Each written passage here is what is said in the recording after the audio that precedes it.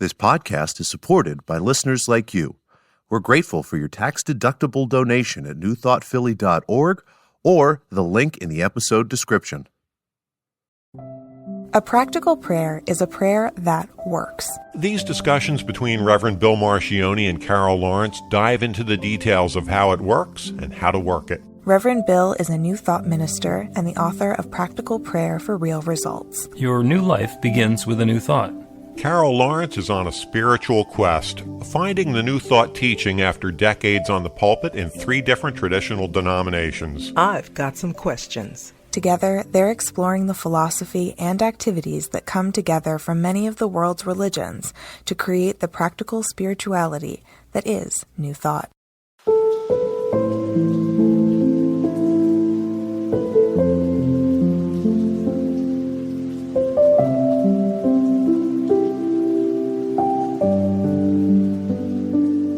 Welcome to the Practical Prayer Podcast. I'm Carol, here with Reverend Bill Marchioni.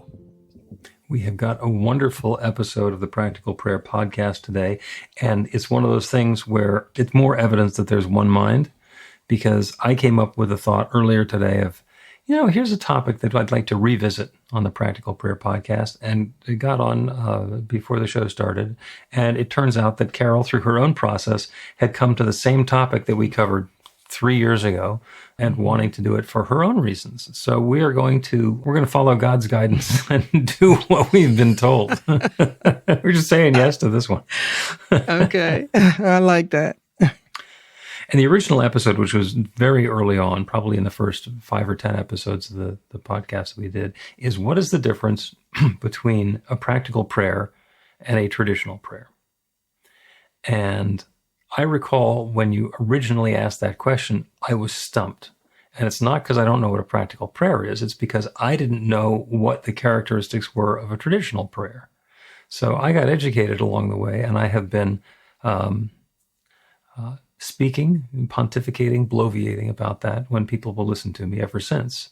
And my interest in this was, where did that land with you, and how has that evolved for you? This was probably, without a doubt, the most difficult thing for me to understand. I won't say transition. Excuse me, I'm a little bit hoarse today. I won't say transition. Maybe that's the right word. I don't know. But the practical prayer was just really rough for me. And I'll tell you how rough, for those who are listening, because I was in a class, one of the first classes that I took, in a whole bunch of them with you. And each of us had to do our practical prayer at the end. And, it's no getting around it. Like somebody had to do one each time before class started. I could get around that. And you were kind enough not to put me on the spot because I know you knew I was having difficulty. But at the end, you got to do this thing to get your grade, to be able to get. And you, being an overachiever, needed to get the grade. Yeah, well, look, I wasn't repeating the class. If I took it again, it would be to get an incomplete. That is not Carol. No. No, So I did what I needed to do to finish it, and I'll be honest, I was still not there, but I did what I was supposed to do. I followed the rules. I followed the steps. And I struggled all the time, all the way through. And that has been, and I'm going to be, I'm being really transparent here. That has been part of me not being involved with a lot of things that I could be involved in, because if somebody would ask me to do a practical prayer, I'd just pass out. I'd either pass out or... Because it's not that I didn't believe in prayer and all of that, but there were some disconnects in it. And I thought it was me. And so let's just fast forward to now. And I had to figure out what was the problem, because I'm at least as smart as anybody else. So why were other people just flowing with this? And I was stumbling. And I discovered what the problems, plural, are with it. Training. And one, well, you were the trainer. I mean, you couldn't do any more than you did. I'm talking about being trained in doing the other way. being trained in traditional prayer just gives you so much muscle memory that it's like, when you're swimming laps and you're used to breathing on the right-hand side, you try breathing on the left, possibly you just drown. It's not because you don't know how to swim anymore. It's just that's not the way I do it. Yeah. But you know what? It really came from something else I was looking at that you did. I'm not sure whether it was, because I do review sometimes the Sunday. If I'm not able to be there, I'll catch it on the replay. And I can't think if it was that or a class, but it was very recent. And you were talking about subconscious mind and subconscious thinking, and not in relationship to prayer or anything else like that. And I thought, that's it. It's in my subconscious. What is it specifically in my subconscious that's preventing me from resonating this way? Because I do comparative religions, and prayer is a part of all of that. And I thought, this should just not be screwing me up. And what I landed upon is, number one, it's your perception of God. And if you don't have if you're not clear on your perception of God, you have no way of knowing. I mean, faith doesn't work because you don't know what to expect. Mm-hmm. And so in the practical prayer, I felt that there was an assumption that we understand, or the person praying understands, that God is within. That's number one.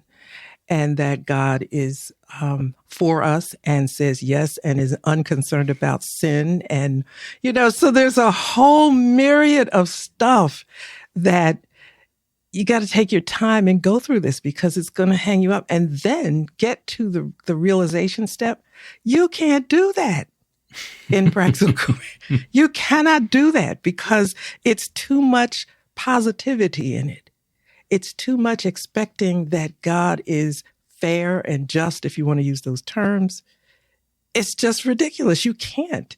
You have to get a clearer perspective on God. Even if you don't buy into it, at least understand it. So that makes the rest of everything make sense.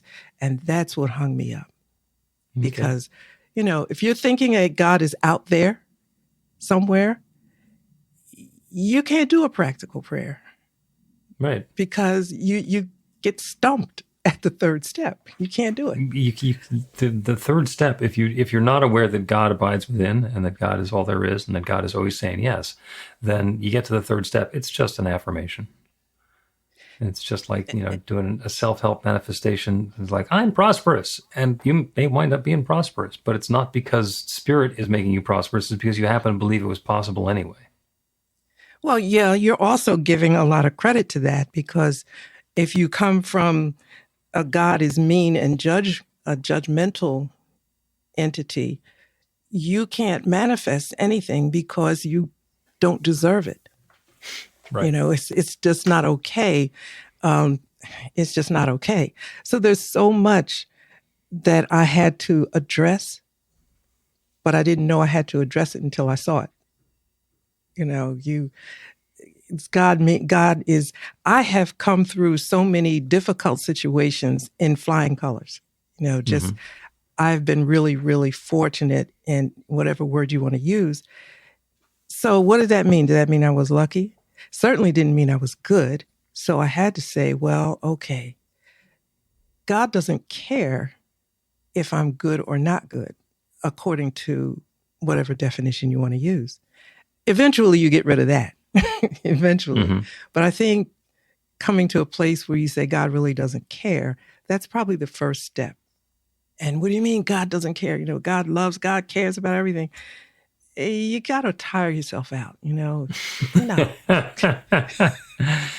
Yeah, that's tricky for a lot of people to understand. And that's one of those really abrupt things that I will say, is that God loves you so much that God doesn't care at all what happens to you.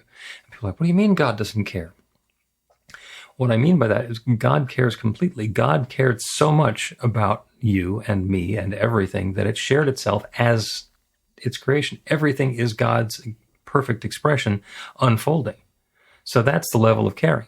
What we mean when we say God doesn't care is that God doesn't have a horse in the race about what's going to happen. Marry her, don't marry her. make a lot of money, live in a tent. It's not going to change God at all. God is having that experience of richness or poverty through us and as us. And in order for that to be the experience, somebody's got to have it.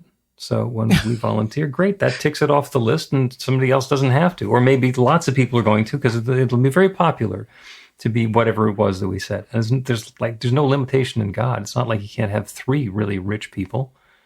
If one of them is the richest in the world and somebody else comes along and gets that rich and goes past him, does that change the second one? No, he's still rich, or she.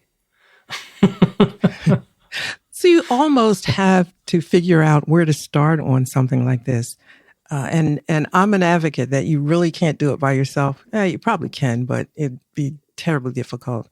You need to be able to talk things through with somebody, whether they're experienced in New Thought or not. Just on an intellectual level, talking through things with a person, it really doesn't make sense that God cares about the outcome. And I'm trying to say this in such a way, because I know people get confused when they hear this, but it's about free will, your choice, cause and effect, and your choice. You have to take all of that into perspective. And once you get take all the evidence to court, and then we can, then we can make an assessment of what we have. And it takes time. It took me time, and I had to say it's okay that it takes me time, which is cool because I take time with everything. But with this particular thing, I kind of wanted to hurry up and try to understand it. And so here we are back to that question again, the difference. And it's not a difference. I don't think it's a difference in the prayer as much as a difference in the understanding of who God is in your understanding. Therefore, this is what you can expect, right? Which is another word for faith, right? Yeah. I mean, if you start a prayer by saying, "Oh God up in heaven, I know that I am unworthy, but I beseech thee, just this once, to please X, Y, or Z. Save mom's life or give me a pony." Whatever it's going to be. Oh, please, oh, please, oh, please. And if you do, then I promise I'll do whatever. I mean, those prayers might feel good, but they don't work. Oh, God. Okay, fine. You guys, God is out there and they're fine. Doesn't really matter. Right. But the formula, and one of the formulas that a lot of people recognize, is that you acknowledge God first and then comes confession. That's the problem right there. I got to confess. I'm not confessing good stuff, right? I'm confessing. I mean, you can, but I'm confessing crap, right? So I'm saying, I'm acknowledging to God that I'm ridiculous. I'm a worm undone or whatever. And I did this and I did that. That cancels out everything because you're asking God to forgive. And so then I got to figure out if God can forgive such a thing, and can God forgive it in time enough for me to, be able to go on with this prayer. It gets complicated, and it's just so unfair to us. Yeah. Yeah. And yeah, it's interesting, the confession piece of it, because there's something to it. And with all of this, it's not like we can just say, oh, this is all completely wrong, or this all completely doesn't work.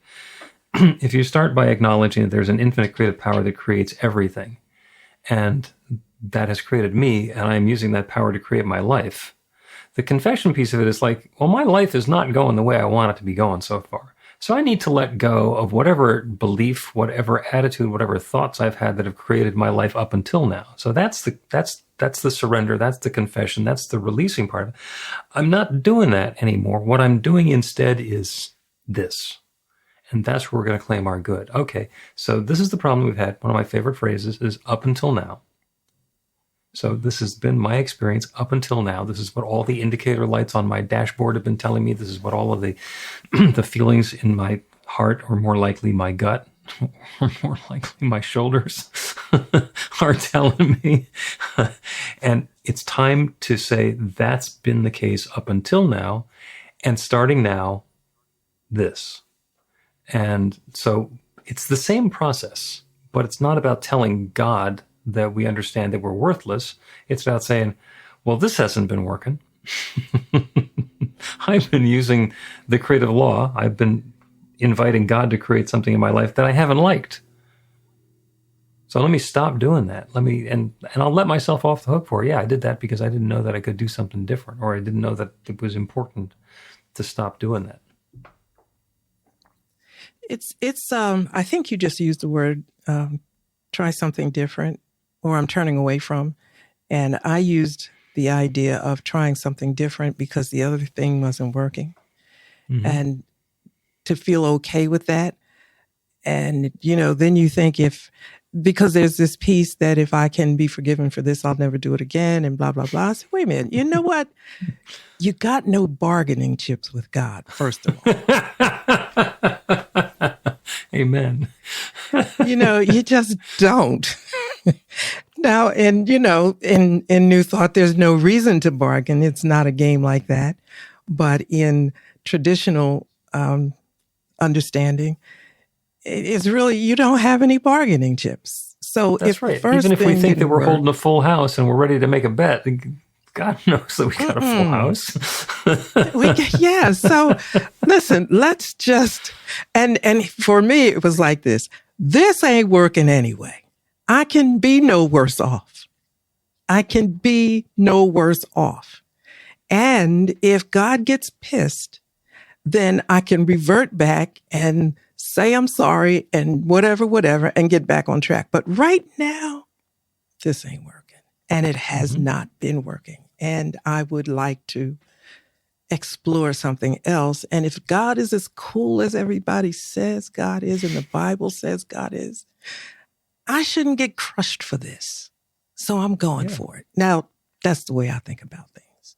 Yeah. And, so if God is asking you, if we're going to ask God for forgiveness, and we have already acknowledged that God is within, then who's first in line to give us forgiveness?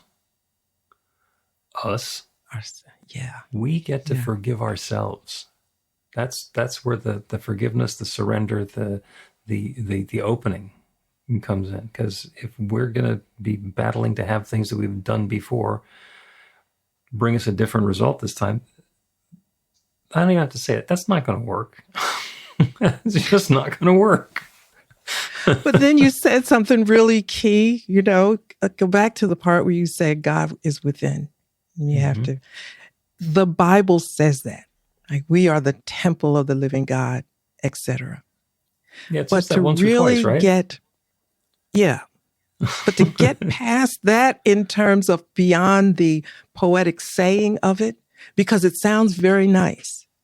But I always believe that until you get in the trenches, you really don't know what you believe. It comes out there. I read poetry to people all the time, and it's beautiful. It's wonderful. But it's when the stuff hits the fan that you really find out what you believe. So here's the thing. God is within. You like the scripture, even know where to find it. But then you pray to God as though God were not within. Mm-hmm. And, you hear me say sometimes, you got to stop and figure this out. You've got to decide before you proceed, or faith doesn't enter the picture. Either God is out there or God is within. Which is it going to be? Mm-hmm. That's a key. And let's take a break. And when we resume, I will talk about why I think people like to have God outside. Learn to put practical prayer to work in your life. The steps are simple to learn and let you begin to get real results to create the life of your dreams immediately. Reverend Bill Marchione's widely acclaimed book, Practical Prayer for Real Results, gives you a clear summary of the New Thought principles behind practical prayer and the series of easy-to-understand steps found in the most effective prayers from religions and spiritual practices all over the world and throughout history. Practical prayer is not a replacement for your religion or practice. It's a technique to make the work you do in consciousness even more effective. The book includes 40 prayers on various topics that you can adapt as needed and use as your own. Practical Prayer for Real Results is available in paperback, Kindle, and audiobook on Amazon or at b-the-light.com. That's b-the-light.com.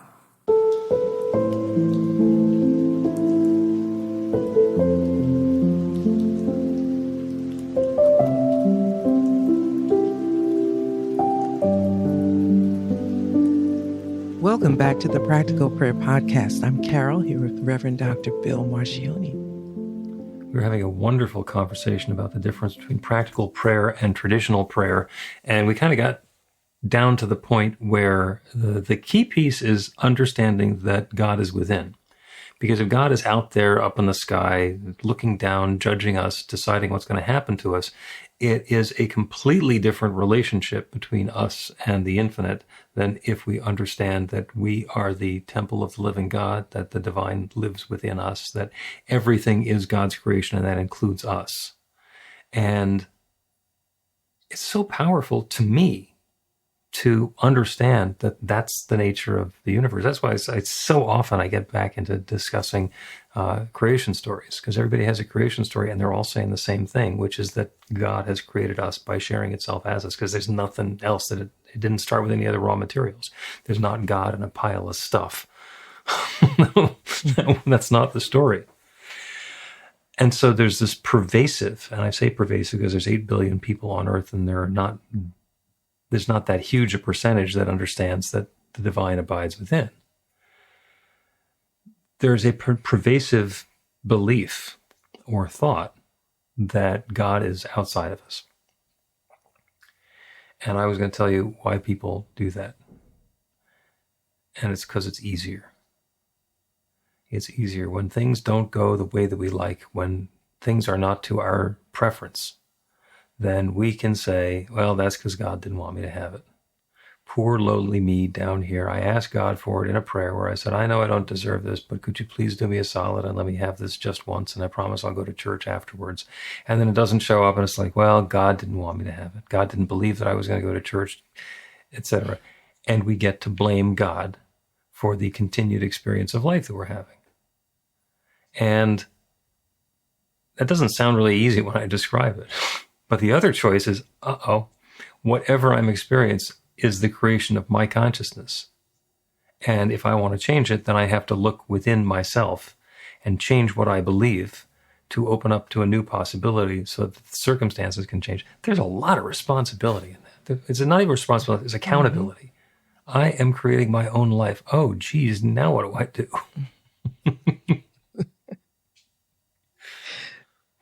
First, you got to believe that you can, or that you do. And I wouldn't, I don't take people all the way to the whole co-creative thing, because that's just too much to swallow at one time. But you can take it case by case, mm-hmm. and say, in this particular situation, can we track back what you might have been thinking at that time? Yep. What you might, and that sets the course for a different thought process, which seems to, and there's aha moments. And so that was a lucky one. How about this situation over here? Can you track that back? Yep. Yeah. And when I'm working one-on-one with somebody, we definitely do that. It's the fact that this is a recorded podcast and it's available to everybody. I'm talking about the bigger principles. But yeah, when we get into a conversation and we talk about, here's the experience that I'm having that I don't like. Okay, what do you want to have instead? A lot of people, their circuits lock up when I get to what do you want to have instead. It's like, I've never considered what I want to have instead. I want that to stop. Okay, well, once the poverty stops, what does the prosperity look like? Is it just that you suddenly are, that the anxiety and the heavy breathing and the sweating at the first of the month ends? Or is there actually plenty? Is there more than enough? Are you free to make some choices? Can you go take a different job? Can you do some volunteering? Can you quit your third job so that you can have free time with your family? I mean, there's a lot of things that are implied in what happens when we have that new experience. And then we get to dive into, well, what's bringing that about and where does that belief come from? And it's a very personal, individual thing for everybody. It's the question that I like to ask is, what do you want? And, that kind of stops everything right there. Like, what do you want? One answer I get all the time is, I don't know. I never thought about it. Or, I don't know. Right. Well, that's the accountability we're talking about. You still operate in, if this were grade school, you're still operating high school. Like I'm saying, like, go back to grade school and say, what do you want? What do you want? And if you don't know what you want, then how do you know that you've got it? How do you know that you've got it? What are the possibilities? Why is it impossible? But first, do you want to own a Rita's franchise? Or do you want to be a vet? Or do you want, everything's a go. So, right. You think about it and say, well, why can't you have that? And here's the thing. Sometimes I think we say things that we want, we know is so far out there. Like they used to tell us, I'll never forget this. I was in the elementary school. You can be anything you want to be. You can be the president of the United States. I and everybody else believed that, right? In class and stuff, right? Okay, so how do you say that that's not true? Here's the thing. President gets 4 years. You can go through the whole daggone school and everybody gets a turn and everybody will not get a turn. I mean, there's not that much time on earth. I mean, in life for everybody to have a turn. What do you really want? And I don't want to say what's realistic, but come on. What do you want? Yeah, you're getting into like some nuanced levels in this. And the phrase, the message that we have for the elementary school kids is that anybody can be president is true. Anybody can be president. Not everybody can be president, but anybody can be president. And the invitation there is, if that's really what you want, then you can set your sights on that and open to that possibility. And it is as likely for that elementary school kid to grow up and be president of the United States as anybody else. We've seen some unlikely people be president of the United States. We've seen some, I think, rather unqualified people be president of the United States, not the folks who I would have chosen out of my elementary school. However, the second thing that comes along in there is, if somebody wants to be the president of the United States, why? What does that mean? What do they get by being the president? Once they're the president, what do they have? How do they feel? How is their life unfolding? Because it's very likely that all of the reasons that they want to be the president can unfold without them being the president. I've been hanging around you too long, because I was just right there before you said it. And you you usually say, so what would it be like? Like, what are the dynamics involved? Where would you live? Would you want to do this? It reminds me of when I was little. I guys had 1,000 things I wanted to be, but I went through the thing, I want to be a nurse. And so my grandfather said, well, why do you want to be a nurse? And I gave him all of these reasons why I help people. He said, can you help people any other way? No, I want to be a nurse. He said, okay, well, to be a nurse, you have to first wash people, empty bedpans, do such and such and such. And I'm thinking, I ain't going to be no nurse. You got to be kidding. Okay. I got to do all Nursing's that. off the table. We do something different. That's off the table. Yeah. So that's sort of like what I think about when you say, you're examining the pieces of, well, it's easy to paint with a broad brush, but what does all that include? If you get it, you get everything. And exploring that is a good thing. I mean, I didn't know that you had to empty bedpans. Yeah. And it's cool. I mean, empty bedpans are good, but not for everybody. Some people can't handle that. Some people can't handle blood, so you need people to help you think that through. It's popular for kids to think, I want to be a fireman when I grow up, because there's the, carrying somebody safely from a burning building. And there's that, and it's wonderful, but that does not happen that often for firemen. If part of the dream is I want to see if I can get to sleep with 11 other smelly men who are snoring, because that's who's at the firehouse, that's a different dream. Yeah. And nothing against firemen. Everybody, we're playing our role and we're doing our thing, but there's a whole bunch of assumptions that go into all of that. I want to be a minister. Well, that's all about standing in front of the people and preaching the truth and getting the accolades and, having the offering baskets overflowing. And Pastor Carol, we have seen that that's not all there is to the program. Yes. No, that's the easy part. That's the fun part that makes it into the trailer. And that even of only a few minutes out of the day, one day, whatever. Yeah. But a few minutes on Sunday morning and you still have the rest of the week. Yep. One day, figure out how that fits in and we can talk about that. But, but yeah, it's about, I use the term taking your time and thinking it through. What does it really mean, this practical prayer? What will help me to ease in or understand the practical prayer? What will help build my faith in that this practical prayer direction is good? Is it cool? How does my faith blossom in this? And I think to me, it's beneath the surface. It's what is possible. There's nothing impossible for God. So therefore, it is possible for me to do this, this, and this. Well, I don't know. Then you got the imposter syndrome and all that other, I can't do it. I'm a perfectionist and I'm working my backside off to be perfect. And it's really, all of that stuff is a part of it. And I guess those come in those steps that you talk about. If it's not working, you got to go back to step two, not go back to step two, but step away. What do you call those? Yep. Step away and you want to refute and reaffirm. I spent so much time in the refutation part, man. Mm-hmm. Well, yeah, you spend a lot of time learning stuff that needs to be refuted now in order for a practical prayer to be practical for you. Let's take another break, and then we're going to do a practical prayer on being aware of the power of yes that is within. Ooh.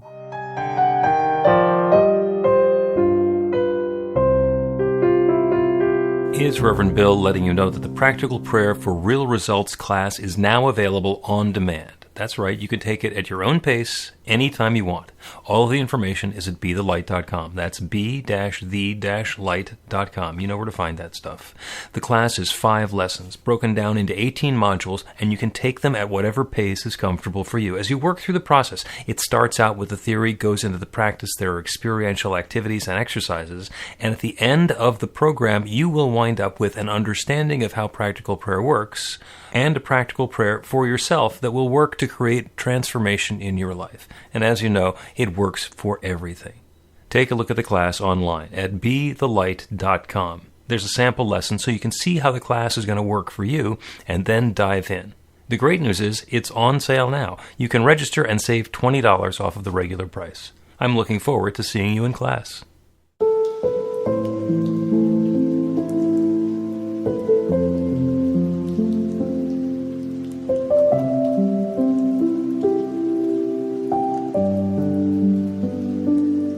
Welcome back to the Practical Prayer Podcast. I'm Carol. You're with Reverend Dr. Bill Marchioni. This conversation has been amazing. This is wonderful. And it's not really a repeat of a conversation that we had 3 years ago early on in the days of the podcast because the target has shifted.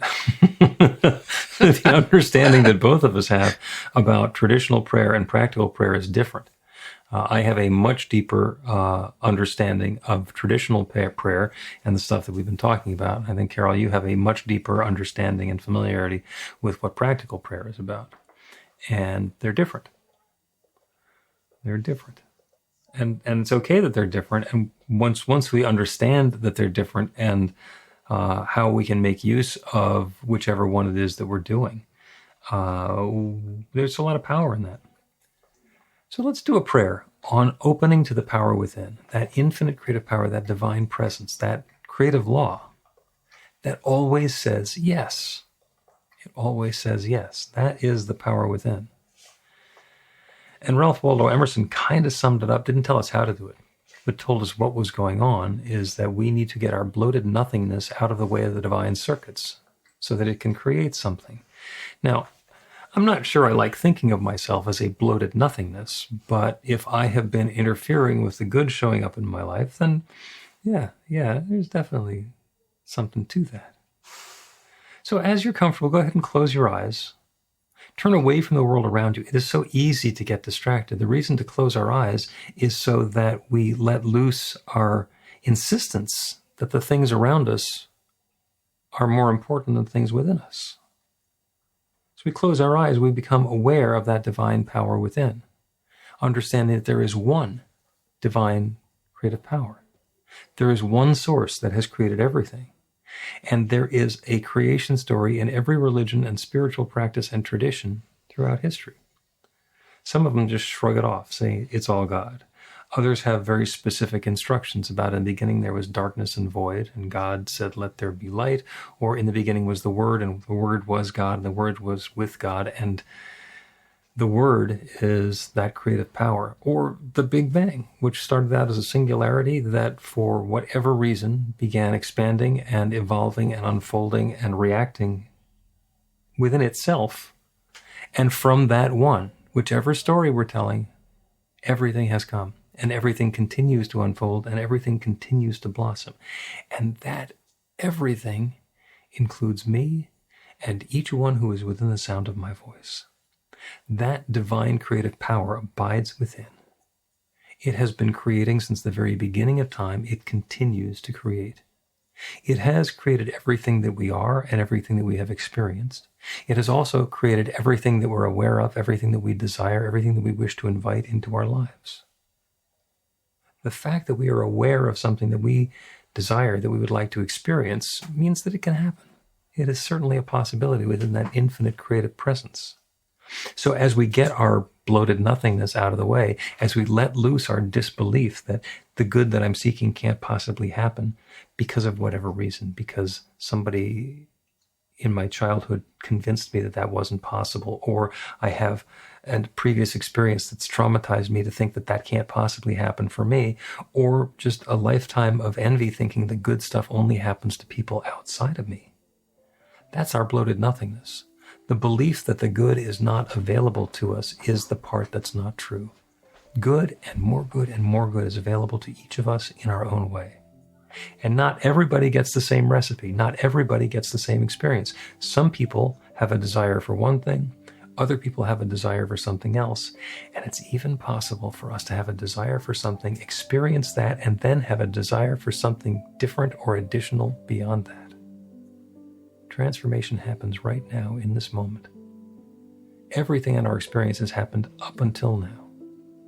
And if we're looking at our experience, thinking that that's going to indicate what our future is, that's like driving down the highway, looking in the rearview mirror. It's not going to show us where we're going. It's going to show us where we've been. So we get to choose a new destination. It might be more of the same. It might be yes, more, please. Or it could be this too and something additional. Whatever that good is that we're seeking, it is available. So I'm now claiming it for each one. As we let loose our disbelief, as we open to new possibilities, that power within is saying yes. That infinite creative power that creates everything is saying yes, and it's bringing this good into our lives.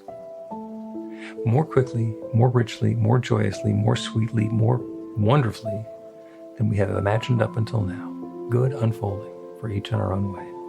And I'm grateful for it.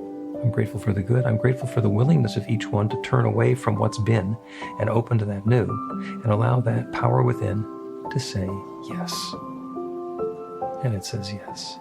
And so I let it be. And so it is.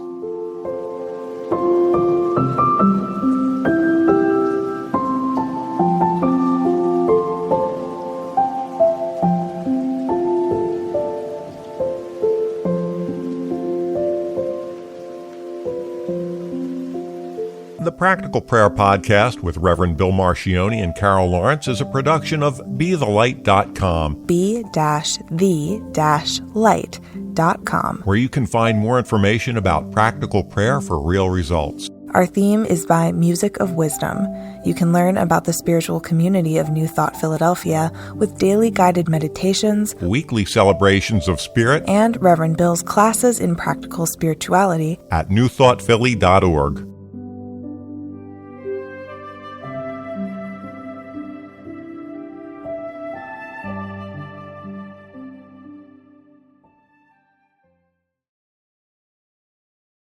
This podcast is supported by listeners like you. We're grateful for your tax-deductible donation at newthoughtphilly.org or the link in the episode description.